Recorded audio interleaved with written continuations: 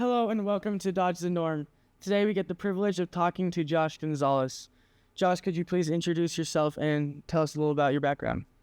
Hello, and thank you so much for giving me this opportunity to meet with you all and to have this dialogue and discussion. Hopefully it'll touch someone or bless someone in some way or another. I am Josh Gonzales. I am from Santa Fe, New Mexico, born and raised, and graduated high school in 1992, and I loved basketball growing up, and that's all I wanted to do was play basketball. I can remember my cousin when I was a little kid. I'd go over to his house to play, and I'd take my basketball with me, and he would tell me when I got there, "Can we do something else besides play basketball today? Can we go for a bike ride? Can we go do something else?" I'm like, "No, I want to play hoop." Anyway, I had an early love for basketball. Unfortunately, it built me up and gave me a scholarship opportunity to play at Phoenix College. So I moved to Phoenix, Arizona to play at Phoenix Junior College for 2 years in 92 through 94. I worked my way up. It wasn't easy, but I worked my way up. And my sophomore year, earned another scholarship offer to Grand Canyon University after Phoenix College and got to play at GCU 1994 through 1996. That was an honor and a blessing, and it was with a lot of hard work and dedication. But got to meet my now wife. She played on the women's basketball team, and we would go to practice we get to practice early for the men's basketball practice, and we get to watch the end of the girls' practice, the women's team. And I saw this blonde, cute girl running around out on the basketball court. And anyway, we started talking and dated and got married. And we've been married since 1998. We've got 5 beautiful children. And now they are 25 years old. Shaylee is a professional basketball player. She played at BYU. And then for 4 years, she played physically for 3 years, but had a torn ACL, so she's redshirted 1 year. And then she transferred to Texas her last 2 years and played at Texas her last 2 years. Made it to the Elite Eight at Texas, and then went to go play professional basketball. So she played in Mexico for 3 months, then went to Italy for 8 months, and then went to Mexico again for another 3 months, and then now in Spain for 8 months. So this is an opportunity that she's getting to play basketball and get paid for having, in my book, it's the best job in the world, which is to play basketball, which is fun, and we love it. And then Zaya's 23 years old, and he's a college student. He's a return missionary, and that young man has been door knocking for 3 summers and a mission. So between those things, the kid is a go-getter, and his future is really, really bright. Cohen Jay is a 20-year-old that is a basketball player as well. He's playing college basketball at Colorado Mesa University. He was at Pima Junior College in Tucson the last couple of years, and he had them ranked #1 in the nation last year, most all of the entire season. They finished their season 35 wins at 1 loss. And the special part about him is he's about 5'10" and with a 43-inch vertical, and he can dunk. So it's pretty fun to watch him play. And he's now at Colorado Mesa University, and they're getting ready to start their season. So he is a special talent, and that kid is... He's got something really unique and special about him that on the basketball court that's going to take him far, not only on the court, but also in life. Kalia is a 19-year-old daughter of ours that is at Pima Community College, coincidentally, as well in Tucson. She's a freshman there. So she has just started her season, and we're looking for big things for her. She is a special point guard, true point guard, and is just such a great individual and a very smart girl too as well academically. The last one is Skylee. Skylee's a 16-year-old junior at Mesquite High School. She plays for my wife. My wife Candace has been the girls varsity basketball coach at Mesquite High School for 28 years now. And so Skylee is our third daughter to play for her. So Shaylee played, Kalia played, and now Skylee's playing for her mom. Skylee is a special talent. If she can put in a little bit more effort into it as far as her own workout and regimen and her own time, she could write her own ticket. She's really, really good, and she's a great young lady and super creative. My wife, Candace, has been an amazing example to me over our marriage. She has been any and everything for our family, from mom to nurse to works to supporting the family, and just multitasking and getting things done. So in a nutshell, that's our family. So our first question is, what motivated you to start your real estate career? It's a unique story. So I was working for a company, New Vision International, and I was in the marketing department, and I was comfortable. I had the office in the corner, and I could kind of come and go when I pleased, kind of doing a good job and doing great things. And I just felt like I was worth more money, and I wanted more money. So I started to challenge my bosses and ask them for more money, a raise. And that raise never came. And so I finally decided I'm going to give them an ultimatum. And if they don't give me a raise, then I'm going to tell them I'm going to leave. And it was courageous, or it was dumb. Because it backfired on me, and they didn't give me a raise. So guess what I had to do? I had to be a man of my word and do what I said I was going to do, which is leave. So I had an opportunity to go work for a company doing like headhunting. Anyway, I was helping financial professionals find jobs, and it looked really good and it sounded good because it sounded like I could make so much money, and it was like a gold nugget being swung before me. And I jumped for it, and I left a really good, comfortable job to go do this job. And oh my gosh, I hated the job. I just didn't like it. It was corporate America.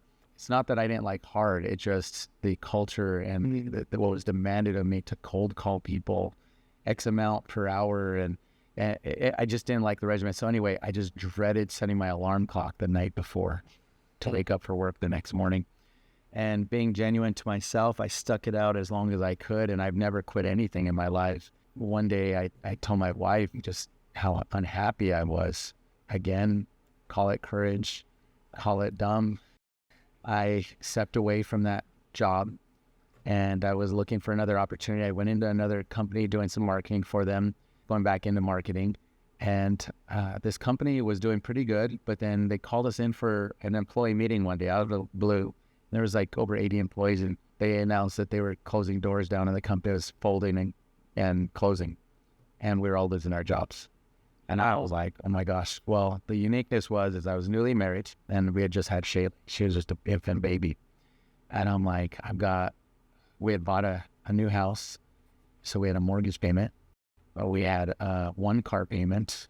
And so between the mortgage payment, the car payment, and then regular bills, we had some obligations. My wife was a high school teacher, and high school teachers back in the day did not make that much money. And so I was quickly worried about getting another job. This is where real estate came up. Some events had to happen for me to get to the point of, what do I want to do? What can I do? I'd always enjoyed real estate. I thought it was a great opportunity to go ahead and go do it. Well, I started to look into it and educate myself with what's needed with real estate to get my license to sell. And I found out real quick that I have to take real estate courses, take the real estate exam, and then I can start selling. Like, piece of cake, let's do it. Here's another lesson. I looked up a 10-day crash course. Holy cow, I could do a 10-day crash course. I have to do that. That's the shortest they offered. It was morning, noon, and night real estate classes for 10 days straight. And then you take your test. I didn't disclose the fact that growing up, I didn't put a lot of effort into education. I didn't put a lot of effort into school. As a matter of fact, in high school, I sometimes barely got a 2.0. I was lucky if I got a 2.5 GPA. I didn't put a lot of effort into school. I didn't try very hard. It just wasn't my priority. My priority was basketball and other things that didn't matter. Not liking school, not doing good with school, not getting good results with school. I just never really put a lot of time or effort into it. So here I go down a path where I've got to take all these classes, and then I've got to take these tests. And when I went to go take the test, you have to pay for the test. So I paid for the test, and I failed. And so the good news is you can take it again. So I signed up, paid for it again, and I failed. And I failed. And I failed.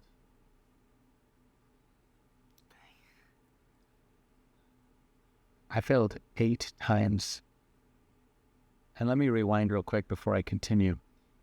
I had people that I got to know really well sitting next to me from 8 in the morning till 10 at night for 10 days straight in classes. So I got to know all these people really well. Well, guess what? They went and took the test the first time, passed it, and they were out selling real estate.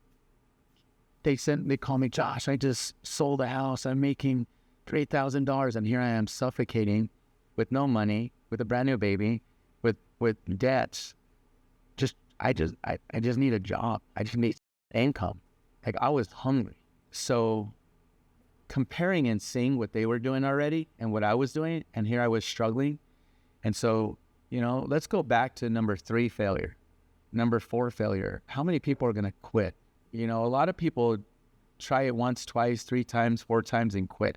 There's one thing about me that I would like to say is probably a characteristic that I think is a good quality. I don't quit. I'll outwork you, and I don't quit. I'm relentless. It has nothing to do with academic or brain power or intelligence, or it has everything to do with just putting my mind to something and not quitting until I can accomplish it. And so I say that because there's a lot of lessons in that where people quit.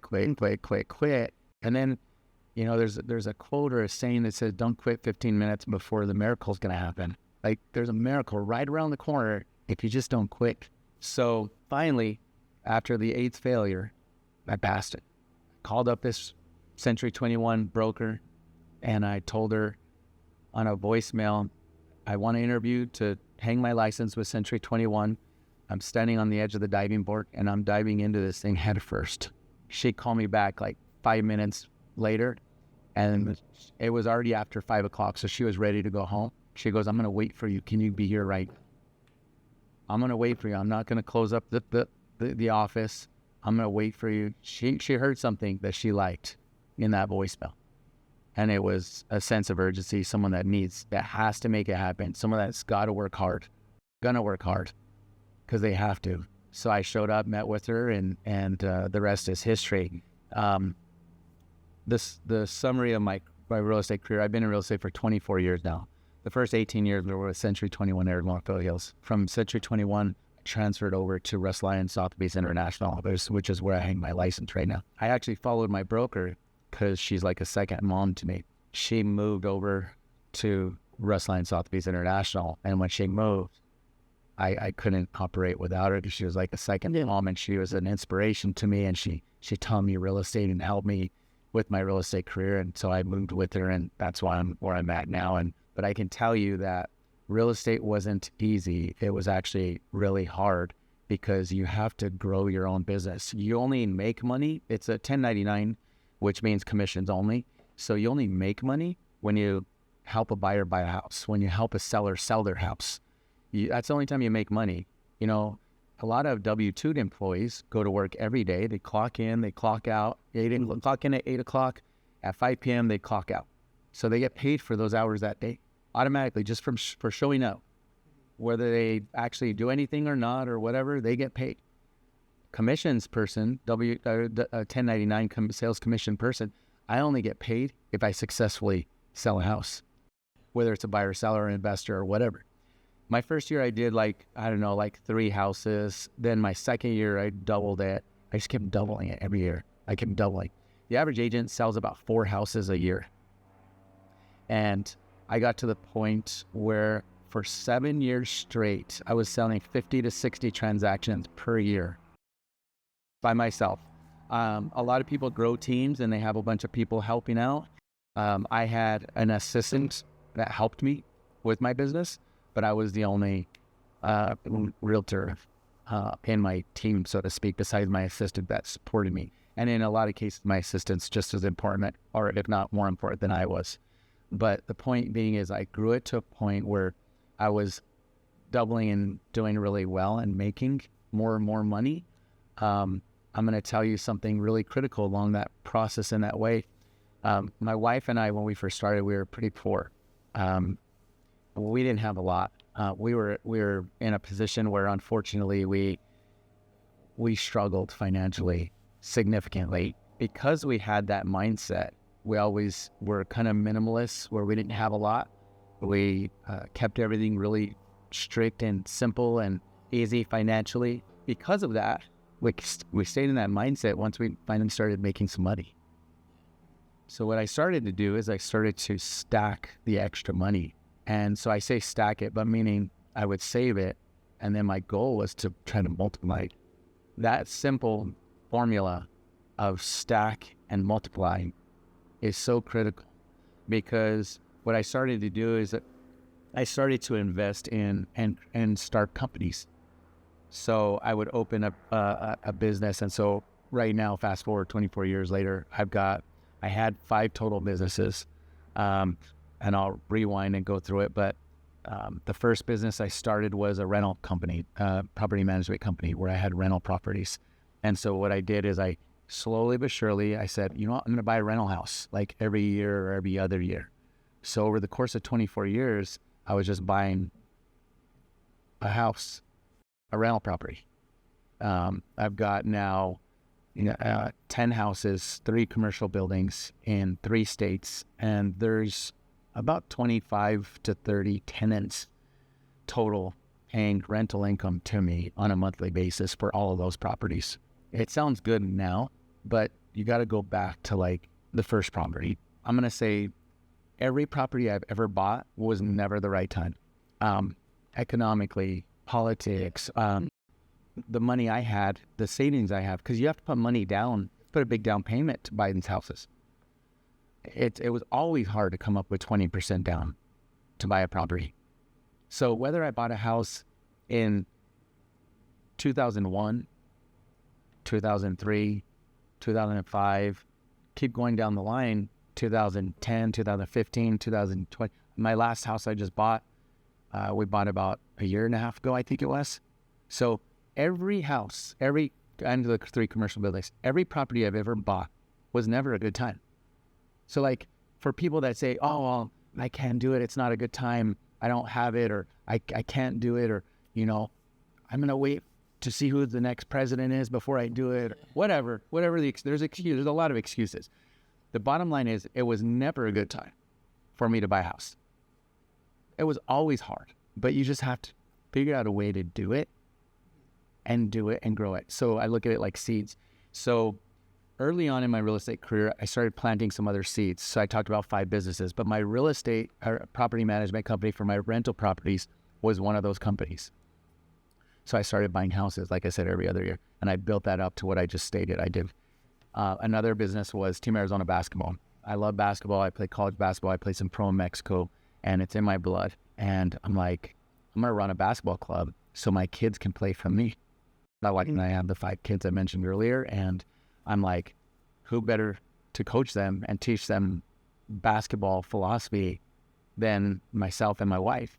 And so my wife's the real MVP, by the way. So she's got not only her coaching under her belts for 28 years, but she also was an amazing basketball player.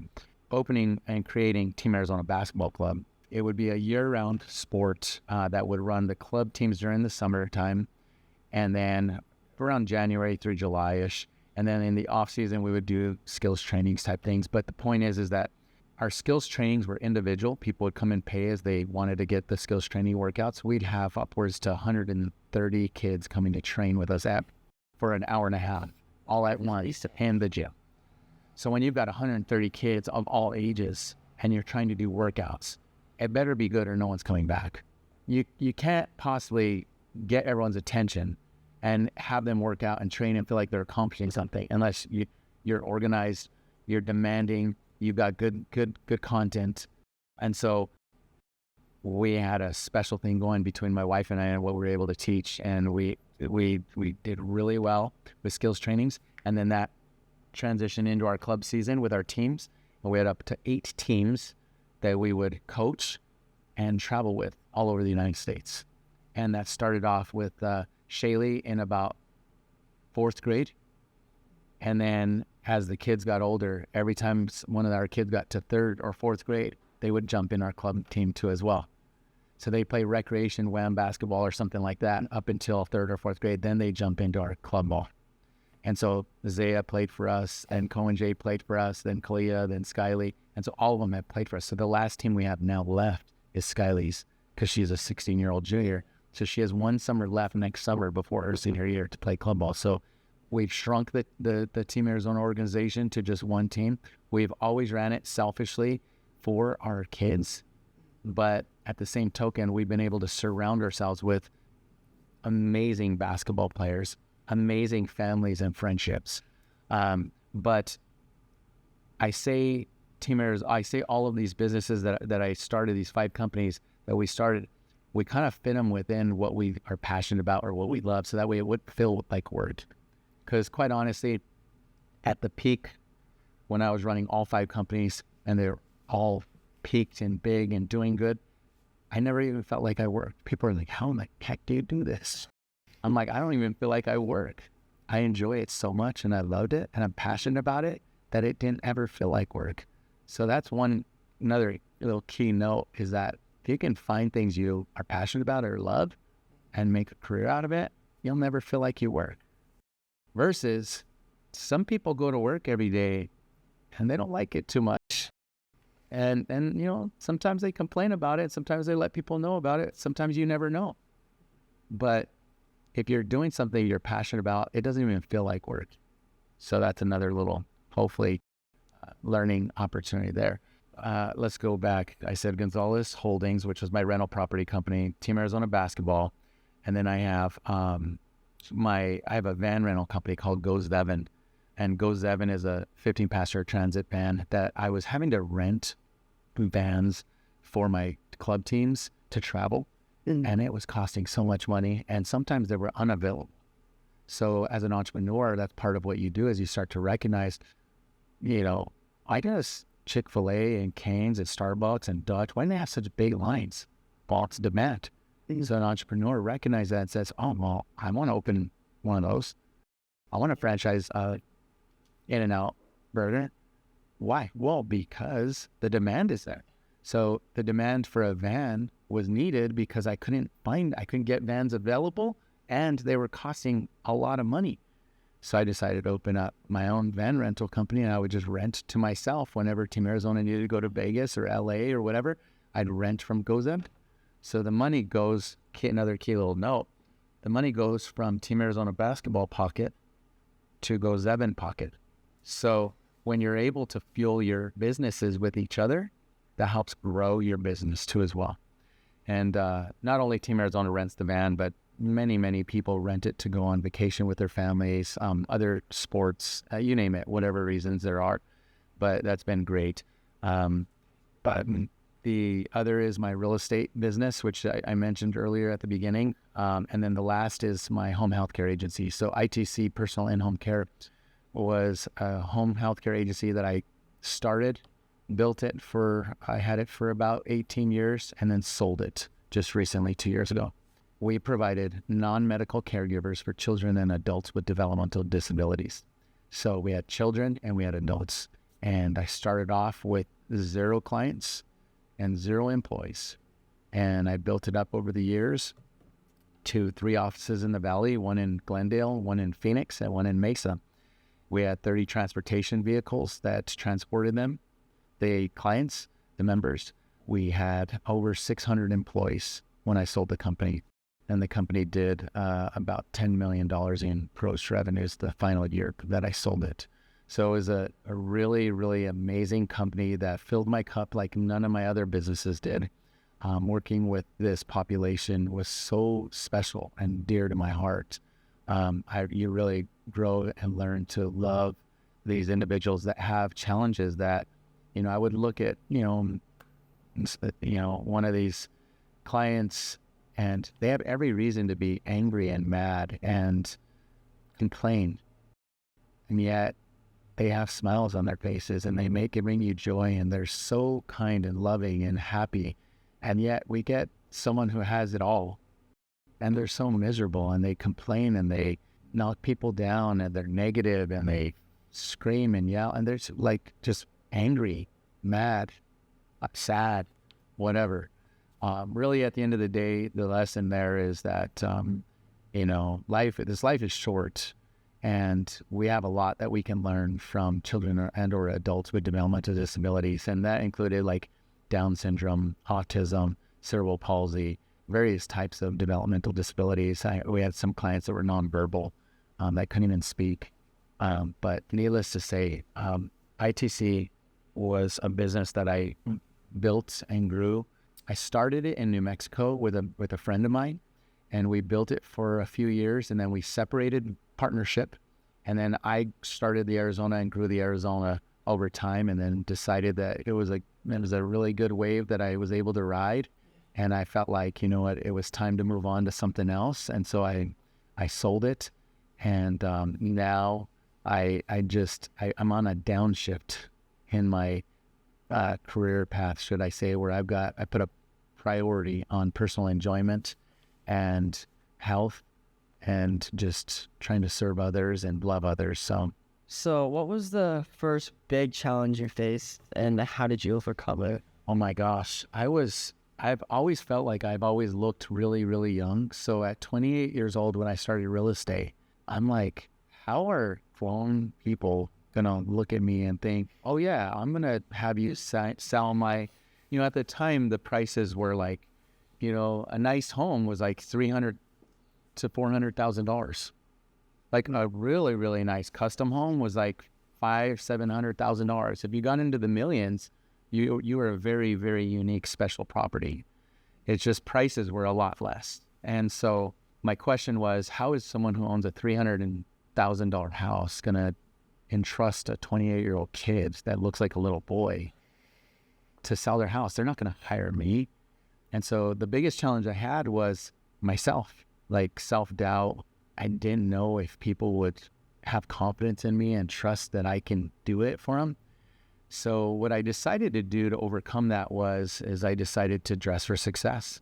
I decided every day that I was going to put on my game face. So every day I wore a suit. I mean, we're in Arizona. When I say every day, I mean every day, even in the summer. So I was in a full suit every day, and I door knocked, I walked neighborhoods, I did it all in a suit. And I felt like if they're gonna look at me, I want them to see success. And so I dressed for success. And that's how I was able to overcome my mental blockage of not allowing me to accomplish something that I not that I didn't think I could, I just questioned whether someone, a mature adults, could trust me with their most expensive transaction, their home, as a 28-year little boy. But I was able to overcome it, obviously. How do you handle making tough decisions when the outcome is unclear? It's hard to make tough decisions to begin with. But when you don't know the outcome, it even makes it tougher. It's one thing, like if you know what the outcome's going to be, but it's a tough decision, you're just like, power through it, make this tough decision and just go because you know what you're going to get on the other side. But when you don't know what the other side is, then you're like, how do I make this decision? What do I do? So I'm going to tell you a couple of things that I do. The first thing is that I strive not to make quick decisions, is the first one. So I try to marinate it. I try to talk about it, think about it. I pray about it. But then also I like to get other people's opinions, especially people that I respect. So my mom, my dad, my wife, I have some peers and mentors, some friends that I are successful business people as well, that I can reach out to and throw an idea out to them and see what their thoughts are. So that's how I attack tough. Well, how do you determine whether a risk is worth taking? So that's a great question, because I don't like risk, but what I do like is calculated risk. So the risk to me is like just throwing the dice, and whatever it is, it is. But calculated risk is saying, okay, what are the percentage chances of this happening versus that happening? So you start to dissect the results. And with those results, you begin to say to yourself, okay, is it worth taking the chance? Is it worth the risk in order to get the outcome I want? And so, I haven't always hit home runs. I call them home runs, but like I haven't always been able to have successful outcomes. I've invested 6 figures into a company that I thought was going to do well and didn't do anything. Not my company, another company. I was just an outside investor, but not needless to say, that was a risk. It was as calculated as I could because I thought the concept was amazing and I thought it was going to do well. But guess what? I'm humble. Like, I'm human. I'm not going to always get it right. In this case, I lost 6 figures. So risk is a little bit scary, but when you can do calculated risks, then you start to position yourself where you have a stronger confidence on the outcome. So if I were to say, hey, I'm going to buy this rental property, and I really believe that if I hold on to it for a period of time, that it's gonna perform well for me financially. My return on investment, my ROI is going to be good. And so I said that with all my properties I bought. I started my first property probably, around 21 years ago, 22 years ago, paid $135,000 for a house. I mean, today your average house price is, you can start at 300 if you're lucky, but the average home is like $400,000 or $500,000+. I paid $135,000 for a house. And someone could look at this and say, oh, well, I'd buy 10 of those if I had the prices, then. That's easy to say. Yeah. But I'm going to tell you right now, 20% of $135,000 is a lot of money. I had to come up with almost $30,000 then to buy the house. So I get it. Someone who says, I'm going to buy $500,000 today at 20%, it's $100,000. $100,000 today is a lot of money. $30,000 21 years ago was a lot of money. And I'd argue to find out what the difference is, what $30,000 today would likely be today. Like, it would get close to that $100,000 probably. So being the same type thing of sacrifice and commitment to be able to make that calculated risk decision. But what I did do is I said, hey, I'm going to buy this, and all my rentals, my philosophy is slow and steady. I'm not a flipper. I don't buy a house to flip it in 60 days, 30 days, and try and make a chunk of change and then get on to the next one. I don't do that. It's not my philosophy. Mine is long-term, slow and steady. So when I bought my first house, I said to myself, I know that in time, I'm going to be able to put it in position to give me a good ROI. And it's going to increase in value. Renters have pretty much, my philosophy with renters too is I'm willing to pay 10% of the mortgage. So to make numbers easy, if my mortgage to the bank is $1,000 a month, I'm willing to pay out of my pocket as the investor each month $100 a month. If I could only rent it for $900, I'll pay the other $100 to cover the $1,000 a month mortgage payment on that house for 30 years. So I've done that philosophy with all my houses. Not all of my houses have cash flowed. When I buy it, that means when you buy them, the renter pays rent and that rent covers the mortgage payment to the bank. Most have, but not all have. So therefore, I have had to invest some of my own money to float properties. But I still believed in them enough because I look at them like bank accounts. I look at it like a savings account. If I go to Wells Fargo and open a savings account, I got to put money in it. The only way it grows is I put money in it. I put money in it. I put money in it. You got to constantly put money in it. That's the way I looked at these houses. And so what ends up happening is, probably year 18, I've been in real estate 24 years. I've owned houses for 21 years.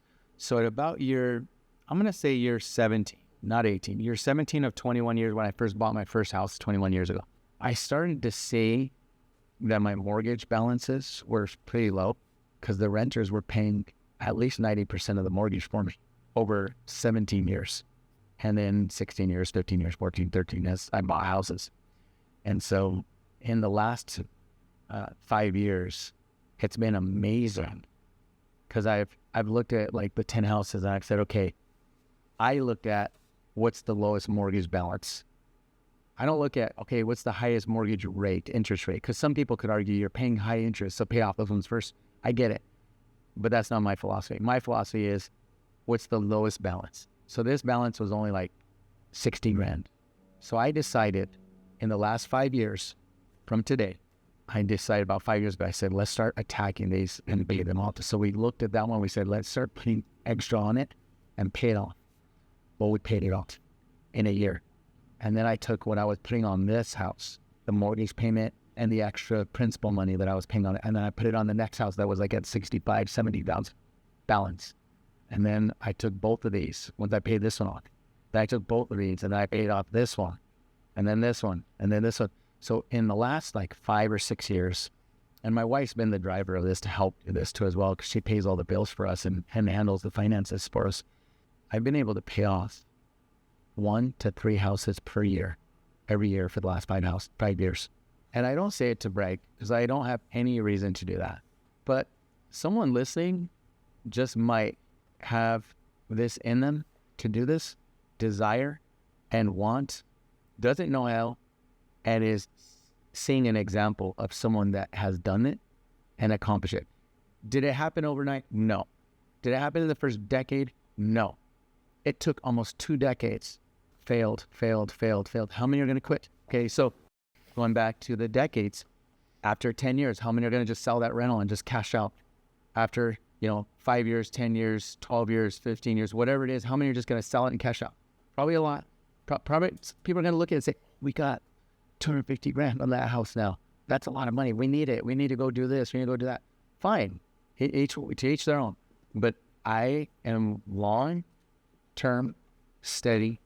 And so what happened is I've gone down to 8 houses paid off in the last 5 years.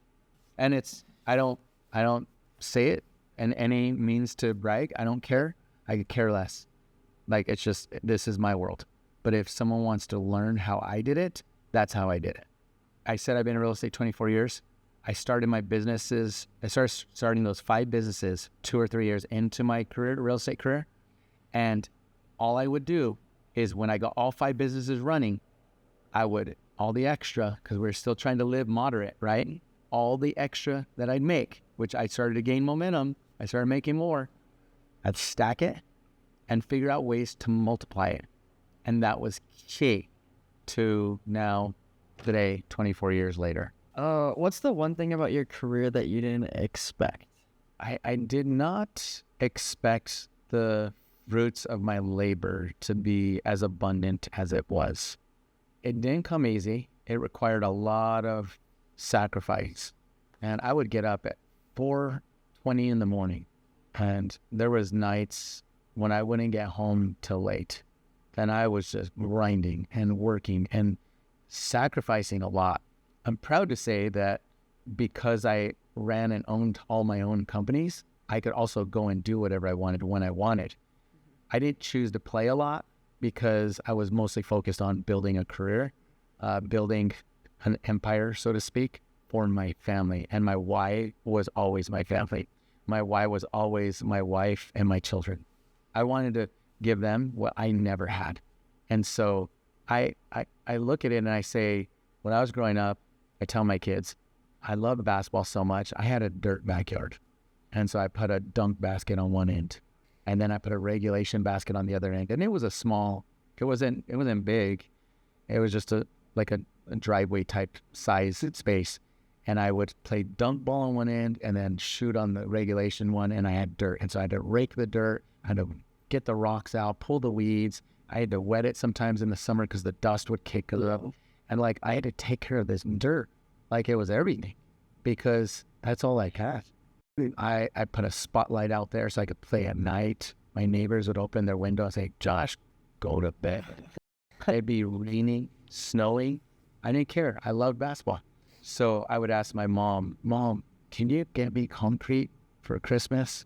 And I learned a valuable lesson from my mom because she told me this for basketball shoes too as well. I was in elementary school and these shoes that came out were the hottest thing. It wasn't the Jordans because this was before the Jordans. Back in the 80s, they were called Avia, A-V-I-A shoes. And they had this little sole on them that was so cool. And everyone was getting them at school. Not everyone, but you think everyone can. You know, like, no, Mom, I want those Avia shoes for basketball. It's so bad. And I would say, hey, Mom, I want concrete, Christmas, birthday, combine it all, just please. My mom's answer was the same for the shoes, same for the dirt, for the concrete. Next page. I'm like, oh, so she didn't say no. That sounded like a yes. I'm like, hey, concrete, don't get these obvious shoes. Well, like a month passed and I forgot. And I'm like, I never happened to that. Why didn't I ever get those, And then I'd ask again and next paycheck.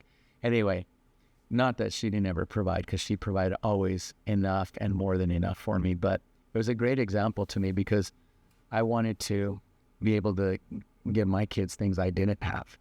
And so that was inspiration and drive for me to try to accomplish and do more some in order to be able to accomplish that. But I worked so hard. So going back to it, sacrifice was something I had to sacrifice. But then when my kids were getting old enough to have soccer games, basketball games, gymnastics, whatever it was, I was able to leave work and go watch them play or whatever, and then go back to work. So I just constantly just found time to work around and still support them and see them, because it goes back to my why. My why was my family, my children, my wife. And so I wanted to be able to provide for them something that I never had. So sacrifice is something that was really, really something that became part of what I had to do in order to get where I wanted to go. I'm going to tie in affirmations to that, because when I was in high school, I started doodling in class and I would draw a custom home. And I'm like, there's the garage, there's this how big it is, here's the living room, here's how many bedrooms I want it to be in the bathroom. Then I would just draw it, right? Just doodling. And it was never enough. And I just started dreaming and drawing in high school.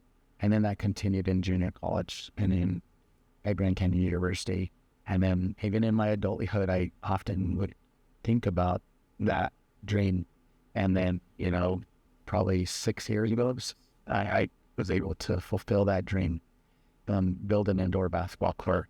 And I say it again with humility, because I came from not very much, and all I had was a dream. And I had to work really hard along the way to get to this place, to be able to fulfill a dream. So unfortunately, sometimes people show up and come over, whether it's more working at my house or whatever, and they're like, oh my gosh, what do you do for a living? I'm like, you have no idea. This took 20 plus years of sacrificed hard work. So when you ask that question of what did I expect, it was the fruits of labor, but the fruits of labor came because of the sacrifice.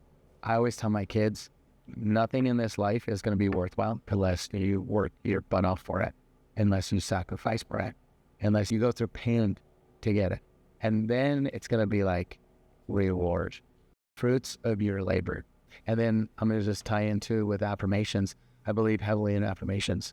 And so telling myself over the years, once I decided to build the indoor basketball gym, I really didn't think anything of it, because it's something that was just in my mind for 30 years, plus years, and then built it, and now I get to enjoy it, and I get to have it. And so now my kids have a wood floor court instead of dirt. But it didn't just happen. It just didn't fall out of the sky. It came from dirt, literally. It came from sacrifice, from pulling the weeds and taking out rocks and raking it, and that's where it came from. But the fruits of the labor is being able to do and accomplish and have nice things now. It comes with it. If you're going to go work hard, blessings are going to come. And when those blessings come, then you get to enjoy. And we've been blessed to be able to now enjoy from all the hard work. Coming from almost nothing and really working hard is truly inspiring for people. Because I feel like some people are like, well, what if I work really hard and nothing comes? But I feel like if you work hard and you put your mind to something, things will happen. Things will fall into place. Yeah, I've got some friends of mine that are all from Santa Fe too as well. And it's just so unique because we're such good friends. One of the guys I've been friends since elementary school, and then the other guy since high school. And they're all doing really, really well, mega successful. One of them came from a trailer park. It doesn't matter where you start, is my point. It really is the journey and where you want to get to. So if you want to swim with the school of fish, that's fine. You can make a good life swimming with the school of fish. But if you want to swim against the school of fish, you have to do what others are unwilling to do. When most are willing to have one job, I chose to have 5.